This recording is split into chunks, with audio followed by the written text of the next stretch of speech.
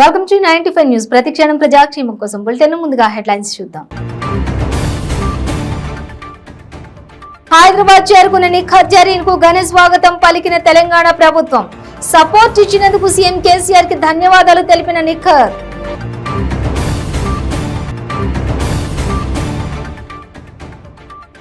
జగిత్యాలలో బీఆర్ఎస్ ఆత్మీయ సమ్మేళనంలో ఊహించని విషాదం. తెలంగాణ తల్లి విగ్రహం వద్ద నృత్యం చేస్తూ బీఆర్ఎస్ నేత బండారి నరేందర్ గుండెపోటుతో మృతి. మెదక్ జిల్లా మనోహరాబాద్ ఆత్మీయ సమ్మేళనంలో బయటపడ్డ బీఆర్ఎస్ నేతల వర్గపోరు. ఉద్యమకారులను పట్టించుకోవడం లేదని ఆందోళన. పుట్టపర్తి కేంద్రంలో ఉద్రిక్తత. ఎమ్మెల్యే దుద్దుకుంట శ్రీధర్ రెడ్డి వర్గం, మాజీ మంత్రి పల్లె రఘునాథ్ రెడ్డి వర్గం మధ్య ఘర్షణ. డీటెయిల్స్ చూసే ఢిల్లీలో జరిగిన women's world boxing championship gold medal సాధించిన నిఖత్ జరీన్ హైదరాబాద్ చేరుకుంది. వియత్నాం బాక్సర్ టైటాంపై గెలిచి రెండోసారి వరల్డ్ ఛాంపియన్షిప్ గా నిలిచిన విషయం తెలిసిందే. హైదరాబాద్ చేరుకున్న నిఖత్ జరీన్ కు మంత్రి శ్రీనివాస్ గౌడ్ ఘన స్వాగతం పలికారు. ఈ సందర్భంగా నిఖత్ జరీన్ మీడియాతో మాట్లాడుతూ world boxing champion gold medallist Zareen homeland లో ఆడటం అనేది కొంచెం ఛాలెంజింగ్ గా ఉంటుందని, కానీ అందరి నుంచి వచ్చిన సపోర్ట్ తో చాలా మోటివేషన్ వచ్చిందన్నారు. తెలంగాణ ప్రభుత్వం నుంచి సపోర్ట్ ఇచ్చినందుకు సీఎం కేసీఆర్ కి ధన్యవాదాలు తెలిపారు. ఆట మొదలయ్యే ముందు కాన్సన్ట్రేషన్ మొత్తం ప్రత్యర్థి మీదే ఉంటుందని, వియత్నాం క్రీడాకారిణి మీద ఫైనల్ మ్యాచ్ ఆడుతున్నప్పుడు కొంచెం ప్రెజర్ ఫీల్ అయ్యానని తెలిపింది. 2019లో తనతో ఆడిన మ్యాచ్లో మొదటిసారి ఓడిపోయినట్టు తెలిపింది. రింగులోకి వెళ్లే ముందు నాన్నతో ఫోన్లో మాట్లాడానని, మొదటిసారి మా అమ్మ రింగ్ లో గేమ్ ఆడటం చూసిందని తెలిపింది.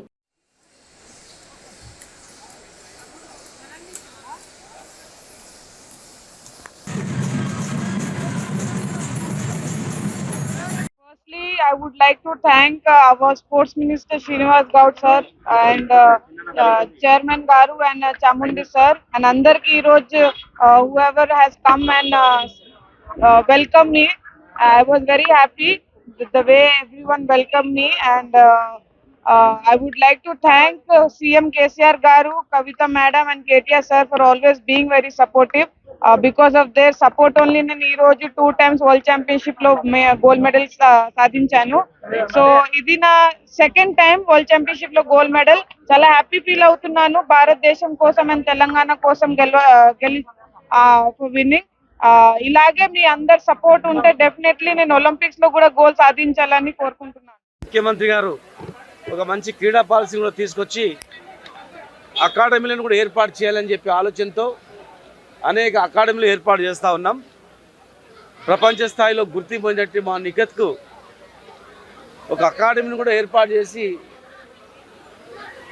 ఒలింపియన్ కావచ్చు, ప్రపంచ స్థాయిలో బాక్సింగ్ పుట్టినిల్లుగా తెలంగాణ చేయాలి.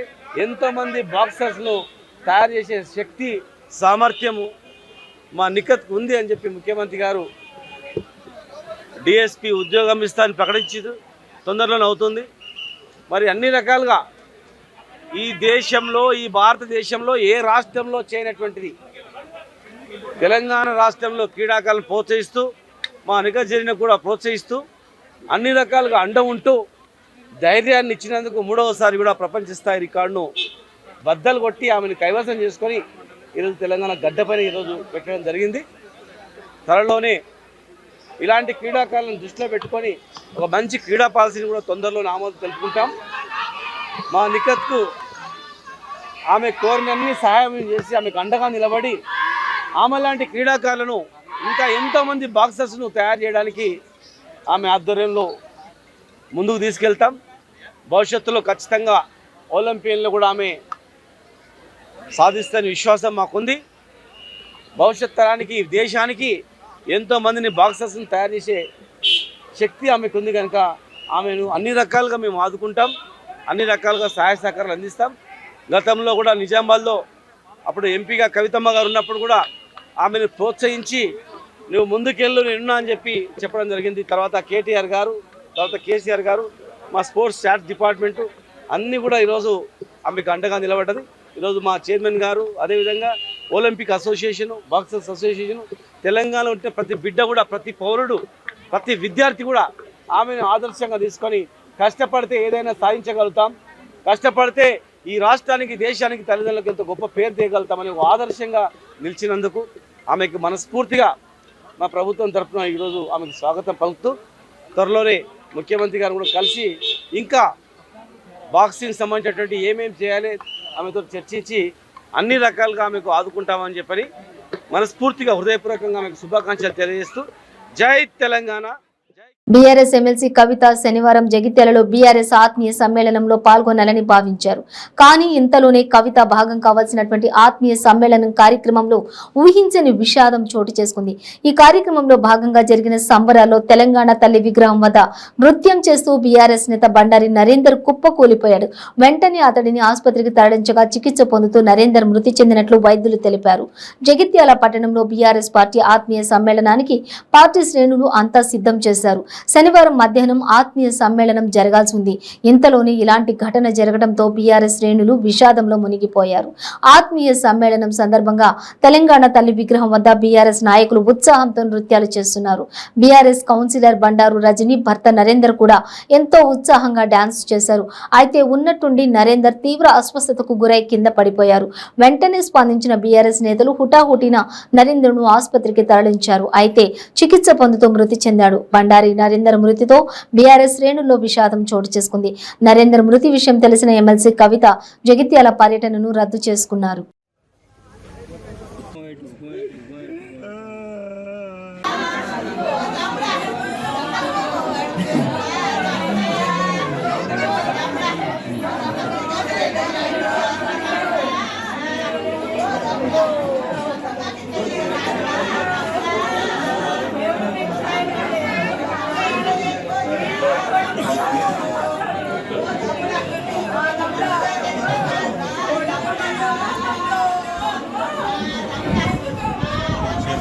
రైతు సమన్వయ సంఘానికి రైతు కూడా వారి అధ్యక్షులు ఉన్నారు.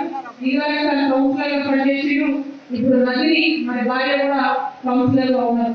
అంటే అనేక సంవత్సరాల నుంచి ప్రజల కోసం పాటుపడినటువంటి వ్యక్తి. మరి వారి గౌరవంలో ఖచ్చితంగా ఇవాళ మనం అనుకున్నటువంటి కార్యక్రమాన్ని రద్దు చేసుకొని ఇంకొక మారి కార్యక్రమాన్ని పెట్టుకుందాం.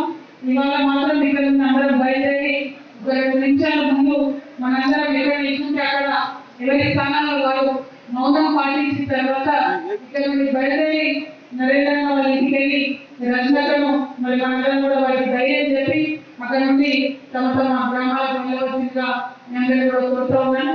రమణంగా చెప్పినట్టు బీఆర్ఎస్ పార్టీ కుటుంబం అంటే మంచిలో అయినా చెడులో అయినా ఒకరికొకరు మండలం ఇవ్వాలి. కాబట్టి ఈ కార్యక్రమాన్ని రద్దు చేసుకొని మరి నివాళులర్పించాలని చెప్పి అందరూ కూడా విజ్ఞప్తి చేస్తా ఉన్నాను. అందరం దయచేసి నిలబడవలసిందిగా. మెదక్ జిల్లా మనోహర్బాద్ మండలం కేంద్రంలోని బీఆర్ఎస్ పార్టీ ఆత్మీయ సమ్మేళనంలో 2 వర్గాల మధ్య వాగ్వాదం చోటు చేసుకుంది. ఉద్యమకారులను పట్టించుకోవడం లేదని మండిపడ్డారు. దీంతో రంగంలోకి దిగిన నాయకులు ఇరు వర్గాలను శాంతింపచేశారు.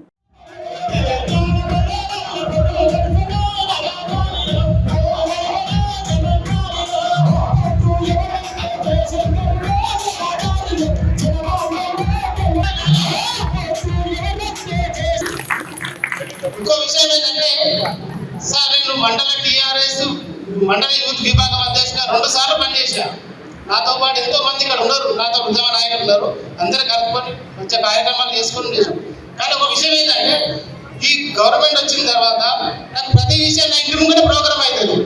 నా ఇంటి ముంగనే సార్ నా తెలంగాణ విగ్రహంగా ప్రోగ్రామ్ అవుతుంది. నాకు చెప్పకుండా ప్రోగ్రామ్ చేస్తాను. నాకు ఒక అవమానం. నాకు అవమానం కాదు, ఆ ఉద్యమ నాయకుల అవమానం ఇది. ఇంకో విషయం, 2 సార్లు నేను పార్టీ నుంచి వెళ్ళిపోతుంటే మన విఠలన్న సుధాకరన్న అందరూ పట్టుకొచ్చినారు. ఎందుకంటే నాకు ఏదైనా ప్రోగ్రామ్ అంటే సరే ఊళ్ళో ప్రోగ్రామ్ అయితే రాధాకృష్ణ రోడ్డు నుంచి పట్టుకొని ఇంటికి మళ్ళీ తోడుకుపోయి ఇంత అవమానం జరుగుతుంది. నాకు కాదు సార్, నా ఉద్యమ నాయకులకు అవమానం జరుగుతుంది. ఎందుకంటే పార్టీ పదవులు అడగడం లేదు. నా ఉద్యమ నాయకులు శేఖర్ గౌడ్ గారికి చైర్మన్ పదవి ఇచ్చిన కేసీఆర్, మాకు అదే సంతోషం. మా పదవులు ఇప్పుడు పదవి మేము అనుకరించలేదు. కాకపోతే మన అవమాన పరచాలని మేము తెలంగాణ రాష్ట్రం కోసం పనిచేస్తాం. కేసీఆర్ కోసం మేము ఎంతమంది కష్టపడే సిద్ధంగా ఉన్నాం. కాకపోతే తెలంగాణ ఉద్యమ నాయకులను కించపరుస్తారు. వాళ్ళ రోజులు కించపరచకండి, నేను ఇంకా కష్టపడడానికి సిద్ధంగా ఉన్నాం. మేము ఒకసారి తెలంగాణ ఉద్యమ నాయకులకు చేతులెత్తి జై తెలంగాణ, జై కేసీఆర్, జై హరీష్ రావు. పుట్టపర్తి కేంద్రంలో ఉద్రిక్తత నెలకొంది. స్థానిక ఎమ్మెల్యే దుద్దుకుంట శ్రీధర్ రెడ్డి వర్గం, మాజీ మంత్రి పల్లె రఘునాథ్ రెడ్డి వర్గం మధ్య ఘర్షణ చెలరేగింది. ఇరు వర్గాలు టెంకాయలు, చెప్పులు విసురుకున్నారు.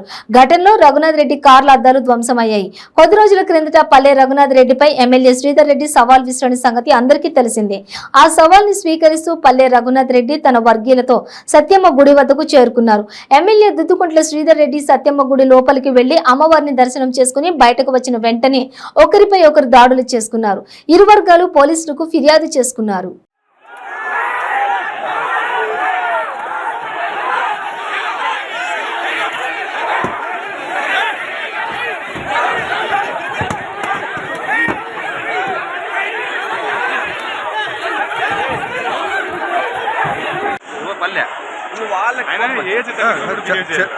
చాలా డోర్ ఎక్కి తనే కార్ పైకి ఎక్కిన బాధ బండి పైకి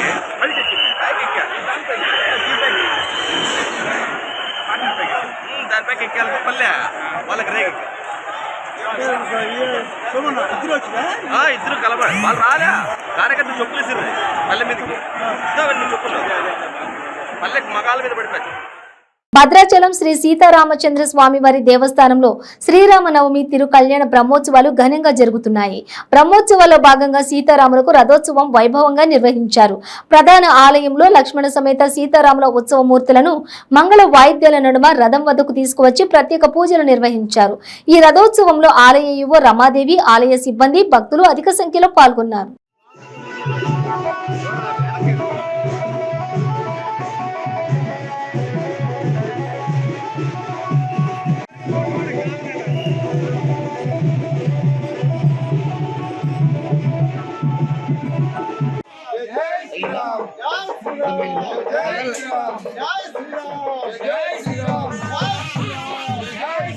ముందు చూడు ఆయన ముందు చూడు. జై జై శ్రీరామ్.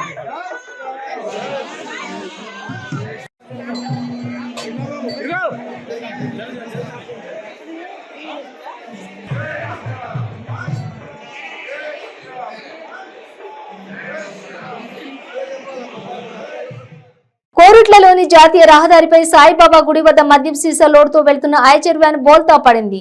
కరీంనగర్ నుండి మెట్పల్లికి మద్యం లోడ్ చేసుకుని వెళ్తుండగా ఈ ఘటన చోటు చేసుకుంది. వ్యాన్ లో ఉన్న డ్రైవర్ నారాయణ, క్లీనర్ శ్రీకాంత్ సురక్షితంగా బయటపడ్డారు.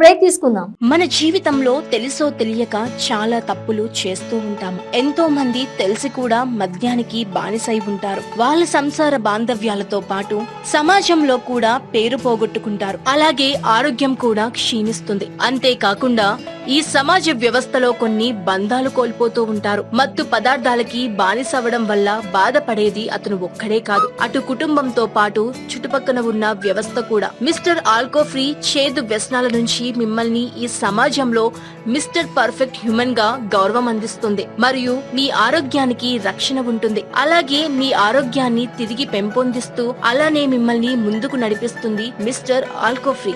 అందరికీ నమస్కారం. ఇదివరకు నేను మద్యం తాగకపోతే చనిపోతానేమో అంత దారుణంగా పిచ్చిగా ఉండేవాడిని. నిజం చెప్పాలంటే ఈ మధ్యాహ్నానికి మత్తు పదార్థాలకు బానిసైన తర్వాత దానివల్ల మా భార్య బిడ్డలు చాలా అవమానాలు అనుభవించారు. అంతేకాదు నా భర్త తాగుడు వల్ల నా కూతురు పెళ్లి కూడా అయిపోయింది. ఆ దిక్కుమాలిన మత్తు పదార్థానికి బానిసాయి మైకాంలో పెళ్లి కోసం దాచిన డబ్బులను దొంగతనం చేశారు. అడ్డుపడిన నన్ను కొట్టారు. అలా నా చెయ్యి దాటి రోజుకి ఆ మత్తు పదార్థాల వల్ల దిగజారుతున్నాను. అప్పుడు మా ఫ్రెండ్ చెప్పడం వల్ల మిస్టర్ ఆల్కఫ్రీ యాడ్ చూసి ఆశ్చర్యపడి మా అమ్మకి చెప్పి మిస్టర్ ఆల్కఫ్రీ తెప్పించి నాన్న తాగే వాటర్లో కలిపి తాగించాము. నిజం చెప్పాలంటే మిస్టర్ ఆల్కఫ్రీ నిజంగా అద్భుతం. దాని వల్ల నెల వ్యవధిలోనే నాకు మధ్య మీద ఆ స్ఫూర్తిగా వదిలిపోయింది. నిజం మా కుటుంబం ఇంత సంతోషంగా ఉందంటే దానికి కారణం mister Alcofree. Thank you so much mister Alcofree. Thank you mister Alcofree. ఇలా ఎన్నో కుటుంబాలలో ఆనందం నింపింది మా ఆల్కోఫ్రీ, మీ ఆల్కోఫ్రీ. ఈ ఆల్కోఫ్రీ చేదు వ్యసనాలకు బానిసైన వాళ్ళకి తినే అన్నంలో కానీ తాగే నీళ్ళల్లో కానీ ఒక స్పూన్ కలిపి ఇలా 2 months కోర్స్ తీసుకోవడం వల్ల ఎటువంటి మత్తు పదార్థాలకి బానిసైన వాళ్ళైనా వాళ్ళ సంఖ్యలను ఇలా తెంచేస్తుంది. మీ ఆల్కోఫ్రీ వాళ్ళని మామూలు మనుషులుగా తీర్చిదిద్దుతుంది. మీ కుటుంబ సంతోషాలలో కాంతులు వెదజల్లుతుంది. మన ఆల్కోఫ్రీ మిస్టర్ ఆల్కోఫ్రీ 1 month ఆర్డర్ ఇస్తే ఇలా మరో 1 month మీ శ్రేయస్సు కొరకు సమస్త ఫ్రీగా ఇస్తుంది. Mister Alcofree. Welcome back to 95 news. Outsourcing పారిశుద్ధ్య కార్మికుల న్యాయమైన డిమాండ్లను పరిష్కరించాలని ఏఐటియుసి నాయకులు డిమాండ్ చేశారు. మదనపల్లె మున్సిపాలిటీ కార్యాలయం ఎదుట వారు ఆందోళన నిర్వహించారు. ఈ కార్యక్రమంలో నాయకులు సాంబా, సురేష్ తదితరులు ఉన్నారు. ఈ సందర్భంగా వారు మాట్లాడుతూ కరోనా సమయంలో సగం వేతనం మాత్రమే చెల్లించారని, మిగిలిన సగాన్ని ఇవ్వాలని, మట్టి ఖర్చులు ఇవ్వాలని, వర్కర్ మృతి చెందితే వారి కుటుంబ సభ్యుల్లో ఒకరికి ఉద్యోగం ఇవ్వాలని డిమాండ్ చేశారు. తమ న్యాయమైన డిమాండ్లను పరిష్కరించాలని, లేని పక్షంలో పెద్ద ఎత్తున ఆందోళన చేపడతామని హెచ్చరించారు. పోవట్లేదని చెప్పేసి ఇవాళ మున్సిపల్ కార్యాలయం ముట్టడికి పిలుపునిచ్చారు. అందులో భాగంగా ఇవాళ ప్రధానమైనటువంటి మా డిమాండ్ ఏమి గొంతెమ్మ కోరిక కాదు. ఇవాళ సమ్మె కాలంలో లేదా సమ్మెకు ఏవైనా డిమాండ్స్ ఉన్నటువంటి వాటిలలో ఉన్న కొత్తగా అడుగుతున్నటువంటి కాదు. రాష్ట్ర వ్యాప్తంగా కూడా కార్మికులు పనిచేస్తూ మరణిస్తే కనుక అతను లేదా ఏదైనా రిటైర్డ్ అయినా ఆ స్థానంలో వారి కుటుంబ పోషణ కోసం అని చెప్పేసి తిరిగి వాళ్ళ పిల్లలకు పనులు కల్పించేటువంటి సౌకర్యం ఉంది. దాన్ని ఇక్కడ తీవ్రంగా నిర్లక్ష్యం చేస్తూ ఉన్నారు స్థానికంగా ఉన్నటువంటి అధికారులు. దాన్ని ఫుల్ఫిల్ చేసి పెండింగ్లో ఉన్నటువంటి వాళ్ళపైన పేర్లు ఎంటర్ చేయాలనేటువంటి అంశం మీద, అలాగే చనిపోయినటువంటి కార్మికులకు సంబంధించి ఎక్స్గ్రేషియా చెల్లింపులోనూ తీవ్రమైనటువంటి నిర్లక్ష్యం వస్తూ ఉంది. స్కూల్ స్వీపర్లకు సంబంధించి అంశాలలో ఇవాళ 4,000 వేతనంతో 2016 నుంచి ఇబ్బంది పెడతా ఉన్నారు. పూర్తి స్థాయి పని చేస్తా ఉండే కానీ 8,000 ఇవ్వట్లేదు. వాటికి అయినటువంటి పూర్తి జీతాలకు చెల్లింపు కోసం ఇవాళ ఇక్కడ ఆందోళన చేస్తూ ఉన్నాం. దాంతోపాటు ఇవాళ ఈ పెండింగ్లో ఉన్నటువంటి నేమ్స్ ఎంటర్ కరోనా టైంలో పనిచేసిన వాళ్ళవి, చనిపోయిన వాళ్ళవి, ఎక్స్గ్రేషియాలకు సంబంధించిన అంశాలు కూడా తీవ్రమైనటువంటి నిర్లక్ష్యాన్ని, జాప్యాన్ని చేస్తా ఉన్నారు. దీని అన్ని విషయాలతో పాటు ఈ ఇంటి స్థలాలు ఇవ్వాలనేటువంటి మేము ప్రధానమైన డిమాండ్ పెట్టాం. ఇవాళ మేము ప్రతిరోజు దినము 100 టన్నుల వరకు చెత్త సేకరణ చేపడతా ఉన్నాం. ఈ 100 టన్నుల నుంచి వచ్చేటువంటి వేస్టేజ్ ద్వారా మున్సిపాలిటీకే తిరిగి కాంట్రాక్టర్ల ద్వారా దాన్ని రీసైక్లింగ్ జరగడం ద్వారా వాటిని తిరిగి మొత్తం అనేటువంటిది అమౌంట్ మున్సిపాలిటీకి వచ్చి చేరుతా ఉంది. అందులో 50% మాకు కార్మికులకు ఇవ్వాలి అనేటువంటిది ప్రధానమైనటువంటిది 279 జీవోలో ఉన్నటువంటి సారాంశం. మరి మాకు ఎక్కడ ₹1 ఇచ్చినటువంటి దాఖలాలు లేవు. మేమేం అడుగుతా ఉన్నాం, ఇక్కడ ఉన్నటువంటి మున్సిపల్ వర్కర్స్గా, శానిటేషన్ వర్కర్స్గా మాకు స్థలాన్ని ఇవ్వండి, సెంటర్ స్థలాన్ని ఇవ్వండి అని చెప్పేసి అటువంటి ప్రతిపాదన ఇవాళ ముందు పెడతా ఉన్నాం. సత్వరం మా సమస్యలను కమిషనర్ గారు అట్లా చైర్మన్ గారు పరిష్కరించాలని, లేని పక్షంలో ఈసారి నిరవధికంగా ఆందోళనకు సిద్ధమవుతామని చెప్పేసి ఏపీ మున్సిపల్ వర్కర్స్ యూనియన్గా హెచ్చరిస్తా ఉన్నాం. మున్సిపల్ వర్కర్స్ యూనియన్ మదనపల్లి యూనియన్గా 4 డిమాండ్లు తీసుకొచ్చాం. ఆ 4 డిమాండ్లు కేవలం లోకల్లో ఉన్న మున్సిపాలిటీకే సంబంధించినవి. ఒకటి, మన మున్సిపాలిటీ పరిధిలో ఉన్న ప్రజలకందరికీ ఇంటి స్థలాలు, జాగాలు క్లీన్ చేయడానికి పారిశుద్ధ్య కార్మికులు కావాలా, వాళ్ళ మలమూత్రాలు క్లీన్ చేసేదానికి పారిశుద్ధ్య కార్మికులు కావాలా, వాళ్ళకి ఇండ్లు ఇచ్చేదానికి, లైన్లు వేయడానికి, లేదంటే ఆ ఫ్లాట్లు సదరం చేయడానికి పారిశుద్ధ్య కార్మికులు కావాలా. కానీ ఆ ఫ్లాట్లు మాకేదైనా ఇళ్ల స్థలాలు లేవు, మాకు ఇళ్ల స్థలాలు ఇవ్వడానికి మటుకు పారిశుద్ధ్య కార్మికులకు ఈ అధికారులు అర్హులు కారా అని చెప్పి మేము ఏపీ మున్సిపల్ వర్కర్స్గా అడుగుతా ఉన్నాం. ఏదైతే చనిపోయిన కార్మికులు ఉన్నారో ఆ కార్మికులకి ఎక్స్గ్రేషియా కానీ, మట్టి ఖర్చులు కానీ దాదాపుగా 3 సంవత్సరాలు అవుతా ఉన్నా కూడా మట్టి ఖర్చులు, ఎక్స్గ్రేషియా ఆ కుటుంబానికి ఉద్యోగం కల్పించడం లేని పరిస్థితి. ఇది అదేవిధంగా గతంలో 3 సంవత్సరాలు పోరాటం చేస్తూ ఉన్నా కూడా ఇంతవరకు ఇవ్వలేని పరిస్థితి. కాబట్టి ఇప్పుడు 31వ తారీఖున కౌన్సిల్ జరుగుతూ ఉంది. అదే కౌన్సిలర్ నిలదీద్దామని చెప్పని రావడం జరిగింది. ప్రధానమైనది ఏదంటే ఈరోజు డైలీ వేజెస్ కార్మికుల కింద కరోనా సమయంలో కార్మికులు విధులు నిర్వహించారు. విధులు నిర్వహించిన కార్మికులకి 45 రోజులు పెండింగ్ వేతనం ఉన్నది. ఆ వేతనం మున్సిపల్ అధికారులను అడిగితే నాకు సంబంధం లేదు, అదేవిధంగా మున్సిపల్ కౌన్సిలర్లను అడిగితే అంటే మాకు సంబంధం లేదు అని చెప్పంటా ఉన్నారు. ఇంకా ఎవరికి సంబంధం? ఎవరికి సేవ చేశారు వాళ్ళు కార్మికులు? ప్రజల మున్సిపాలిటీ పరిధిలో ఉన్న ప్రజలకే కదా సేవ చేశారు. ఆ కార్మికులకి ఆ శాలరీ ఇవ్వాల్సిన బాధ్యత ఎవరికి? మున్సిపాలిటీకే ఉన్నది కదా. ఆ మున్సిపాలిటీ కార్మికులకి ఖచ్చితంగా 45 రోజుల వేతనం ఇవ్వాలని చెప్పని ఏపీ మున్సిపల్ వర్కర్స్ యూనియన్గా డిమాండ్ చేయడం జరిగింది. ఎన్ని ఆర్థిక ఇబ్బందులు ఎదురైనా ఇచ్చిన హామీలన్నీ నెరవేర్చిన ఘనత ముఖ్యమంత్రి జగన్మోహన్ రెడ్డికే దక్కుతుందని, ఎన్నికలకు ముందు వాగ్దానాలు చేసి నెరవేర్చకుండా ప్రజలను మోసం చేసే నైజం మాజీ ముఖ్యమంత్రి చంద్రబాబు నాయుడుదని గూడూరు నియోజకవర్గం ఎమ్మెల్యే వరప్రసాద్ అన్నారు. గూడూరు పట్టణంలోని షాదీ మంజిల్లో వైఎస్ఆర్ ఆసరా కార్యక్రమం నిర్వహించారు. ఈ కార్యక్రమానికి ముఖ్య అతిథిగా హాజరైన ఎమ్మెల్యే వరప్రసాద్ జ్యోతి ప్రజ్వలన చేశారు. ఎమ్మెల్యే పొదుపు సంఘాల మహిళలు ముఖ్యమంత్రి జగన్మోహన్ రెడ్డి చిత్రపటానికి పాలాభిషేకం నిర్వహించారు, చెక్కులు అందజేశారు. ఈ సందర్భంగా జరిగిన సమావేశంలో ఎమ్మెల్యే వరప్రసాద్ మాట్లాడుతూ పాదయాత్రలో ప్రజలు పడుతున్న ఇబ్బందులను తెలుసుకుని ఎన్నికల మేనిఫెస్టోలో జగన్మోహన్ రెడ్డి అనేక హామీలు ఇచ్చారని, ఎన్ని ఆర్థిక ఇబ్బందులు ఎదురైనా ఇచ్చిన హామీలన్నీ నెరవేరుస్తున్నారని గుర్తు చేశారు.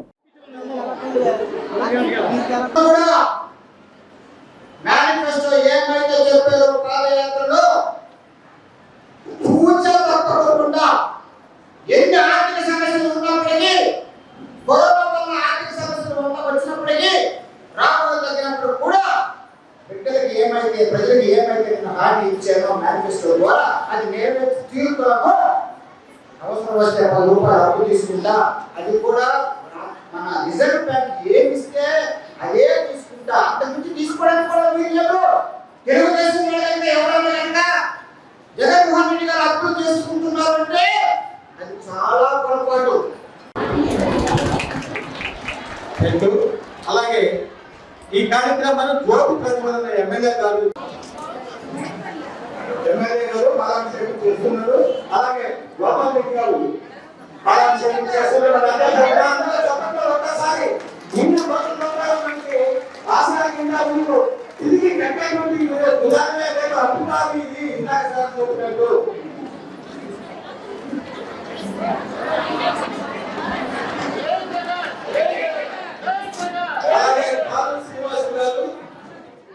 ప్రేమ వివాహం చేసుకున్నామని, అయితే తమ కుటుంబ సభ్యుల నుండి ప్రాణహాని ఉందని రక్షణ కల్పించాలని చిల్లకూరు పోలీసులను దిశ ఫౌండేషన్ ఆధ్వర్యంలో యువజంట ఆశ్రయించింది.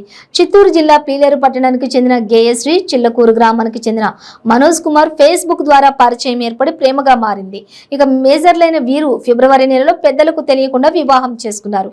అనంతరం పోలీసులను ఆశ్రయించగా వారి పెద్దలను పిలిపించి మాట్లాడారు. అమ్మాయి తల్లిదండ్రులు 2 నెలల్లో పంపిస్తామని చెప్పి తీసుకువెళ్లి అక్కడ వేరే వారితో వివాహం చేసేందుకు ప్రయత్నిస్తుండటంతో గేయశ్రీ ఇంటి నుండి వచ్చేసి దిశ ఫౌండేషన్ ఆశ్రయించి వివాహం చేసుకున్నారు. ఫౌండేషన్ చైర్మన్ అరుణ యువజంటను చిల్లకూరు పోలీస్ స్టేషన్ కు తీసుకుని వచ్చి మేజర్లైన వీరికి కుటుంబం నుంచి ఎటువంటి ఇబ్బందులు ఎదురు కాకుండా రక్షణ కల్పించాలని కోరారు.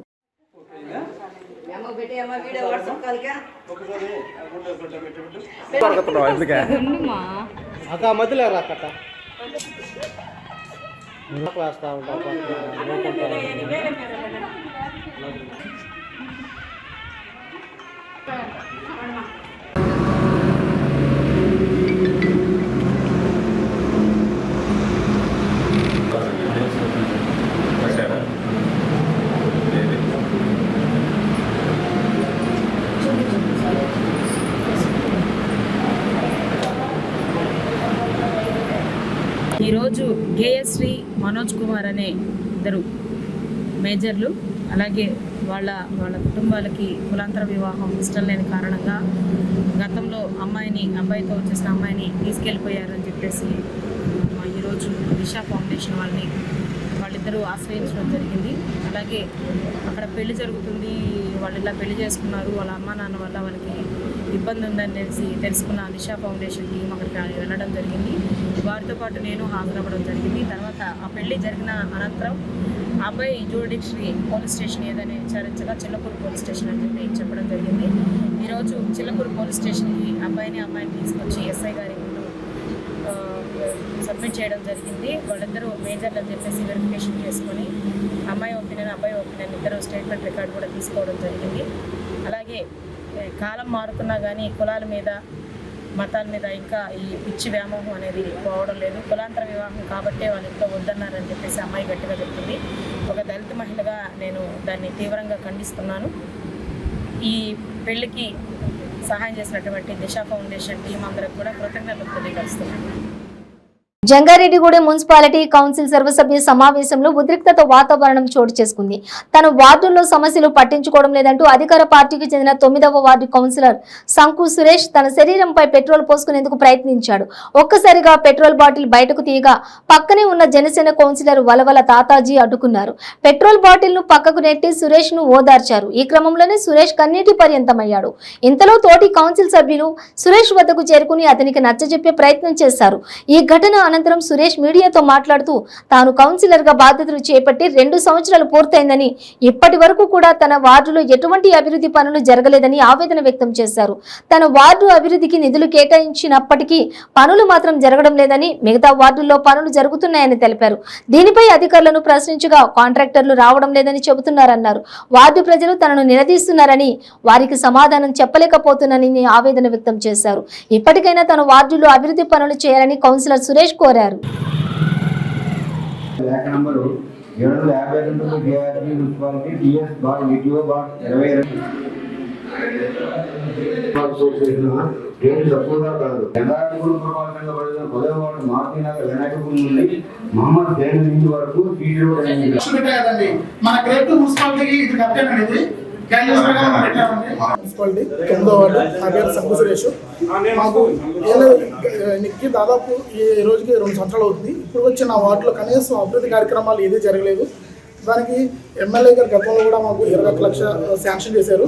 దాదాపు 18 నెలలు అవుతుంది. నేను ఎప్పటికైనా సరే మా చైర్పర్సన్ కానివ్వండి, మా కమిషనర్ కానివ్వండి, ఎప్పుడైనా రేపు మామని వాయిదా వేస్తాను తప్ప అది కార్యక్రమం ముందుకెళ్తారు. నాతో కూడా శాంక్షన్ వర్కులు ప్రతి వార్డులో జరుగుతున్నాయి. అడిగితే మీకు కాంట్రాక్టులు మీరు చూసుకోండి, మీకు రావట్లేదు అన్నారు. కాంట్రాక్టర్ అన్నది మేము అడిగితే కౌన్సిలర్ మా మాట్లాడారు. కాంట్రాక్టులు చైర్పర్సన్ గారు మాట, కమిషనర్ అడిగితే బిల్ చేయించారు. వాళ్ళు కూడా వాళ్ళు మాట్లాడారు. అక్కడికి మేము ఎన్నోసారి రిక్వెస్ట్ చేస్తాం. ఇది కంపల్సరీగా మాది మాస్ ఉన్న ఏరియా, కలవట్టు కానీ సీసీ రోడ్ పైప్ లైన్ ఎన్నిసార్లు చెప్పినా సరే ఏదో అడుగుతున్నాడు చేయొచ్చు, తన మాట దాడి చేస్తాం తప్ప ఇప్పుడు వచ్చి ఏ అభివృద్ధి కార్యక్రమం జరగలేదు. అదే బాధతో మా ప్రజలకి సమాధానం ఏం చెప్పాలో తెలియక నేను ఈరోజు కౌన్సిలర్ వచ్చినప్పుడు పెట్రోల్ తీసుకోవడం జరిగింది. ఇది చూసి కొందరు సభ్యులు ఆల్రెడీ బాటిల్ తీసుకొని తీస్తారు. తర్వాత చైర్పర్సన్ గారు కానివ్వండి, పక్కనున్న నాయకులు కూడా మీకు ఈ వీక్లోనే 10 రోజుల్లో మొదలెట్టిస్తామని హామీ ఇచ్చారు. ఇదే కనుక జరగకపోతే మళ్ళీ ఇదే కార్యక్రమం పునరావృతమని తెలియజేస్తున్నాను. అక్కడికి నాకు 2 రోజులు బట్టి టైఫాయిడ్ జ్వరం. లాస్ట్ మంత్ కూడా ఎమ్మెల్సీ ఎలక్షన్ కోడ్లో మీటింగ్ జరగలేదు. ఇప్పుడు కూడా రాకపోతే మళ్ళీ ప్రజలకు నెల రోజులు సమాధానం చెప్పే అవకాశం లేదు. ఎందుకంటే మాకు ఇచ్చింది నెలకు 1 రోజు మీటింగ్ అవకాశం. ఈ 1 రోజు అధికారం వాడినది. మిగతా రోజు కనీసం వచ్చినా మాకు రెస్పాన్స్ ఉండదు, సమాధానం ఉండదు. దాని గురించి నాకు జ్వరమైనా సరే ప్రజలకి చేయాలనే ఉద్దేశంతో నేను ఈరోజు కౌన్సిలర్ రావడం జరిగింది. బులెటిన్ ముగించే ముందు హెడ్లైన్స్ మరోసారి. హైదరాబాద్ చేరుకున్న నిఖత్ జరీన్ కు ఘన స్వాగతం పలికిన తెలంగాణ ప్రభుత్వం. సపోర్ట్ ఇచ్చినందుకు సీఎం కేసీఆర్ కి ధన్యవాదాలు తెలిపిన నిఖత్.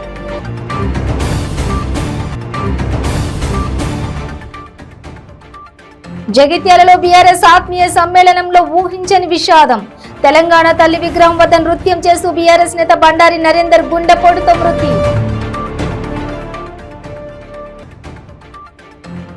మెదక్ జిల్లా మనోహరాబాద్ ఆత్మీయ సమ్మేళనంలో బయటపడ్డ బీఆర్ఎస్ నేతల వర్గపోరు. ఉద్యమకారులను పట్టించుకోవడం లేదని ఆందోళన. పుట్టపర్తి కేంద్రంలో ఉద్రిక్తత. ఎమ్మెల్యే దుద్దుకుంట శ్రీధర్ రెడ్డి వర్గం, మాజీ మంత్రి పల్లె రఘునాథ్ రెడ్డి వర్గం మధ్య ఘర్షణ. ఇవి బులెటిన్ డీటెయిల్స్. చూస్తూనే ఉండండి 95 న్యూస్.